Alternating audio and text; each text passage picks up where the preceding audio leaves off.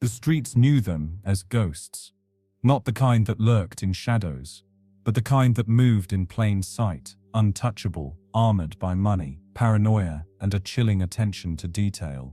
While other gangs flaunted their wealth in gold chains and flashy cars, David Sal's crew invested in silence. State-of-the-art surveillance gear, bug-sweeping kits bought from the same suppliers that armed police, lockups hidden behind false walls in Glasgow's industrial wastelands. They weren't just criminals, they were a corporation, a £200 million a year drug empire, with tendrils stretching from the favelas of Brazil to the council estates of Scotland. And then there was the arsenal, Glocks with filed-off serial numbers, Heckler & Koch submachine guns, even an M75 hand grenade, all meticulously stored, cleaned and ready. Police would later call them the UK's first super gang, not for their brutality, but for their brains. They operated with the precision of special forces, leaving no digital trails, no loose ends. But in March 2015, their obsession with control would crack, over £30,000, and a dealer stupid enough to think he could run. Robert Allen was small-time, a middleman who'd botched a deal with Sal's crew, then panicked when he couldn't pay. He fled to Barnsley, changed his phone, slept in a friend's spare room. He thought he'd bought time. He was wrong. The gang had already planted a tracker on his car. They watched him for days, studying his patterns, waiting for the perfect moment to strike. When they finally moved, it wasn't with a chaotic burst of street violence. It was calculated, almost theatrical. A fake parking complaint slipped under his windshield wiper, a can of Stella Artois in Sal's hand, as if this were just another Tuesday. By the time Alan realized the note was a trap, it was too late. The patio door exploded inward, a sledgehammer swung, a silenced pistol pressed to his temple, and as the gang dragged him to a van, Sal, ever the strategist, never said a word. This wasn't just about money, this was about sending a message. And the message was simple: no one escapes the super gang. But in their arrogance, they'd forgotten one rule: even ghosts leave traces. Robert Allen never saw himself as a dead man walking. A low-level dealer with middling ambitions, he operated in the grey spaces, moving product, skimming small profits, staying just sharp enough to avoid trouble. But in the winter of 2015, Allen made a mistake that would rewrite his fate. He underestimated David Sal's patience. It started with a £45,000 deal, cocaine, high-grade, sourced straight from Sal's Brazilian cartel connections. Allen's job was simple: distribute, collect, and deliver the cash. But when his buyer backed out, leaving him £30,000 short, Allen did what desperate men do: he ran. Most gangs would have sent a couple of enforcers to rough him up, take a finger as collateral, not Sal's crew. While Allen fled north, convinced the chaos of Glasgow would swallow him, the gang was already 3 steps ahead. They didn't just want their money, they wanted him broken. They had the following. 1. The tracker, a magnetic GPS device, slapped under the chassis of Allen's car during a routine stop. Sal's men monitored his movements in real time, watching as he zigzagged between safe houses. 2. The bait. By the time Allen parked outside a friend's flat in Barnsley, the gang had already scouted the area. Their play, a handwritten note, slipped under his windshield wiper. "I'd like to discuss the parking space. Knock when you're back." Allen took it, and in doing so, revealed exactly which house was hiding him. 3. The trap. Sal arrived in a BMW X5, sipping a Stella like he was waiting for a takeaway order. 2 more gang members lurked in a van, tires deflated on Allen's car to ensure he wouldn't escape. When Allen opened the door, Sal smashed the beer can into his face. No words, just violence. Other gangs relied on fear. Sal's crew engineered inevitability. They didn't chase Allen through back alleys. They let him think he was safe, then dismantled his illusions. The parking note wasn't just clever, it was psychological warfare. A reminder: you're not hiding, you're waiting for us. By the time Allen was dragged into the van, bleeding and begging, one truth was clear: this wasn't about £30,000 anymore. It was about proving that no debt went unpaid, and no insult went unpunished. The van doors slammed shut, sealing Robert Allen in darkness. For the next 7 hours, the vehicle cut through the Scottish countryside, The hum of the engine, the only sound. No one spoke. No one needed to. The rules of this game had been set long before Alan ever took that first bag of product. When the van finally stopped, the doors opened to an abandoned warehouse outside West Lothian, a concrete tomb lined with tools that weren't meant for construction, the ritual of pain. What followed wasn't just punishment, it was a performance. 1. The tools. A sledgehammer swung with methodical precision, shattering Alan's leg. A Beretta 9000 pistol, fitted with a silencer, pressed to his temple between blows. Bleach, sprayed on open wounds, not just to sterilize, but to sear the lesson into his flesh. 2. The script. One of the gang members paused mid-beating, leaning in. "You okay, mate? I don't want you to die. Don't want a murder charge." The mock concern was worse than the violence. They weren't just hurting him, they were reminding him he was disposable. 3. The pressure washer. Stripped naked, Alan was hosed down with icy water, the force peeling blood from his skin. A final humiliation. Clean yourself up. You're going home soon. His presence alone was the message. This isn't personal, it's protocol. When Alan screamed, Sal checked his phone. When a bone snapped, he sipped coffee. Dawn broke when they dragged Alan back into the van. This time, Sal didn't join them. The drive ended at a hillside near East Kilbride. 2 gang members hauled Alan out, his broken leg buckling beneath him. "Remember, you still owe the 30. Then 3 gunshots. Not to the head. Not to the heart. To the kneecaps. Now, Alan made it halfway down the hill before passing out from pain. The gang didn't wait to see if he lived. Why it worked until it didn't. The plan was flawless, until one mistake, the Beretta. In their arrogance, they'd forgotten to scrub it clean. Alan's DNA clung to the silencer, a ghost of proof, a sliver of a thread, and threads unravel empire. The warehouse should have been empty. When police finally breached the lockup on Whittingham Drive in Anniesland, they expected the usual, a few kilos of coke, maybe some cash stuffed in a gym bag. Instead, they found an armory that belonged in a war zone. A Glock 17s, a Heckler & Koch MP5, an M75 hand grenade, and the Beretta 9000 with Robert Allen's blood still on the silencer. The game had changed. David Sal's crew didn't just outmuscle rivals, they outthought law enforcement by doing these. 1. The tech gap. Signal jammers that rendered police surveillance useless. Bug-sweeping gear, bought from the same suppliers used by MI5. Cars with hydraulic compartments so seamless, even drug-sniffing dogs missed them. 2. The paper trail to nowhere. Rent paid in cash under fake names. Phones replaced weekly, numbers memorized, not saved. They were ghosts, one detective admitted. We'd pull over a car and find nothing because we were looking in the wrong damn places.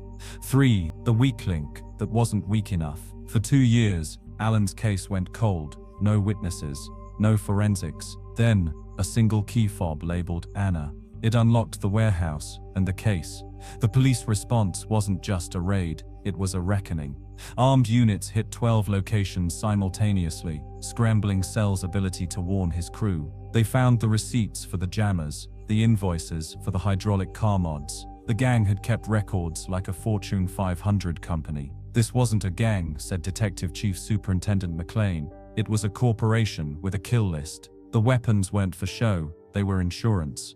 Every Glock, every grenade was a message to rivals and cops alike. We're not just armed, we're untouchable. The one mistake that mattered, Sal's crew had planned for everything, except human laziness. The Beretta used on Alan was supposed to be cleaned. Someone skipped a step. The Anna key was supposed to be coded. Someone got sloppy with a label maker. In a world of perfect systems, the weakest link was still a person. And people always mess up. The end began with a set of keys. Not a dramatic shootout, not a rival's betrayal, just a ring of keys left carelessly in the pocket of Mark Richardson, a low-level enforcer, when armed police tackled him outside a Glasgow shopping centre. One key in particular stood out, labelled simply Anna in black marker. For 2 years, Operation Escalade had been chasing shadows. Then, in February 2017, the shadows made a mistake. The lockup on Whittingham Drive appeared abandoned from the outside. just another decaying industrial unit in Glasgow's West End. But behind its rusted door lay what police would later call the most sophisticated criminal arsenal in Scottish history. Inside, officers found 11 firearms, including the Beretta 9000 with Robert Allen's DNA, a grenade wrapped in anti-static foam, surveillance equipment more advanced than what most police units possessed, meticulous logs of drug shipments worth £200 million. Detective Chief Superintendent McLean would later say, "This wasn't a stash house. This was an armory for a private army." David Sal's alibi had been airtight. During Allen's torture, he claimed to be drinking with his accountant, David McFarlane, a 61-year-old with no criminal record. For 2 years it held. Then the warehouse evidence emerged. Faced with life in prison, Sal did the unthinkable. He flipped on his own alibi. In a courtroom moment that left even the judge stunned, Sal's guilty plea destroyed McFarlane's testimony. The accountant was sentenced to 3 years for perjury, his reputation in ruins. With Sal's protection gone, the super gang collapsed like a house of cards. Barry O'Neill, the enforcer who arranged Allen's doomed deal, 7 years. Francis Mulligan, the tech expert, designed their surveillance systems, 8 years. Martin Fitzsimmons, ex-soldier turned gunrunner, 10 years. Mark Richardson, caught with the Glock that started it all, 8 years. Sal himself received 15 years and 8 months. His empire dismantled asset by asset. The man who had outsmarted police for years was undone by the simplest of oversights, a labeled key. The irony of perfection. In the end, Sal's greatest strength became his fatal flaw. His obsession with control meant no loose ends could be tolerated, no witnesses left standing, no mercy for mistakes, even his own. When the cell door closed behind him, the silence was deafening. The man who had built an empire on fear was now just another inmate, his legend reduced to a case number. The money was everywhere, until it wasn't. When the proceeds of crime units finished dissecting David Sal's empire, they found something remarkable. £200 million in assets, but almost none of it liquid. Mansions, rare whiskey collections, a fleet of Range Rovers with armored plating, even a stake in a Michelin-starred restaurant. All frozen, seized or auctioned off to the highest bidder. The message was clear, the rules had changed. Gone were the days when criminals did their time and walked out to reclaimed fortunes. Now, every seized pound became political ammunition. 200 mils to fund addiction treatment centres. 15 million pounds for youth outreach programmes in Glasgow's poorest neighbourhoods. 8 million pounds to upgrade police surveillance tech. Ironically, the same type Sal's gang had used. But the streets weren't done. Young crews studied Sal's downfall like a business school case study. Evolving. No more kingpins. Decentralized operations with interchangeable roles. "We're Uber drivers now," joked one 24-year-old dealer. You order, someone shows up. You never know who. 2. The crypto shift. Monero wallets replacing briefcases of cash. Dealers accepting payment in Goldman Sachs stock shares via offshore brokers. 3. The ghost workforce. Exploiting gig economy apps for distribution. Your Deliveroo driver might be carrying more than your kebab, warned a Metropolitan Police memo. The man whose torture started it all became an unwilling symbol. Now working as a mechanic in Leeds, his left leg drags slightly when it rains. "They took my kneecaps," he told a reporter. "The government took the rest." He was referring to the £300,000 compensation package seized under proceeds of crime laws deemed ill-gotten gains from his former drug trade.